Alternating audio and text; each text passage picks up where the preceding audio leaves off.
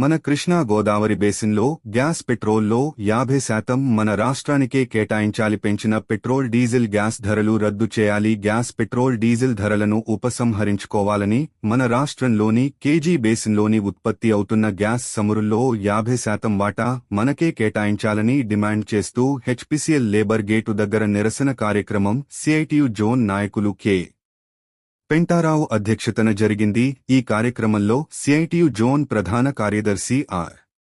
లక్ష్మణమూర్తి మాట్లాడుతూ దేశ చరిత్రలోనే ఎన్నడూ లేని విధంగా లీటర్ పెట్రోల్ ధర 118 రూపాయలకు తేరింది. పెట్రోల్ డీజిల్ గ్యాస్ ధరలు పెంచడం అంటే సామాన్యులపై తీవ్ర భారాలను మోపడమే. పెట్రోల్ డీజిల్ ధరలు పెరుగుదల వల్ల అన్ని వస్తువు ధరలు ఆకాశానికి అంటుతున్నాయి. రెండోవైపు 15 సంవత్సరాల నుండి కార్మిక వేతనాలు ఏమాత్రం పెరగలేదు. నిజ వేతనాలు ద్రవోల్బణం వల్ల దారుణంగా పడిపోయాయి. ఈ పరిస్థితి ధరలు ఆకాశానికి జీతాలు పాతాళానికి అన్నట్లుగా ఉందని అన్ని ఆహార వస్తు ధరలు పెరిగిపోయాయి. దీనిని కార్మిక వర్గం వ్యతిరేకించాలని అన్నారు.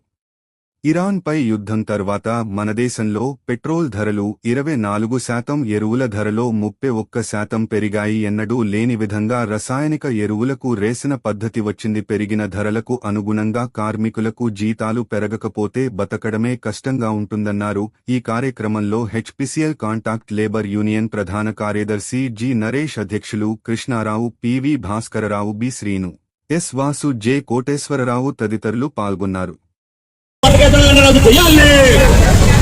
పెట్రోల్ డీజిల్ వంటకెత్తడాన్ని రద్దు చేయాలి.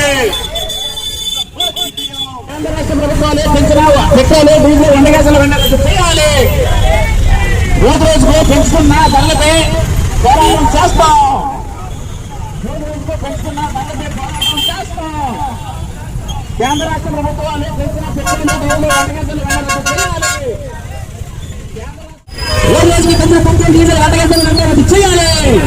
పెట్రోల్ డీజిల్ వంటగంటలు కంటే డీజిల్కి కొన్ని పోతుంటూ పెట్రోల్ డీజిల్ వంటగంటలు కంటే డీజిల్కి కొన్ని పోతుంటూ రోజు రోజుకి పెంచిన పెట్రోల్ డీజిల్ వంటగంటలు కంటే రద్దు చేయాలి.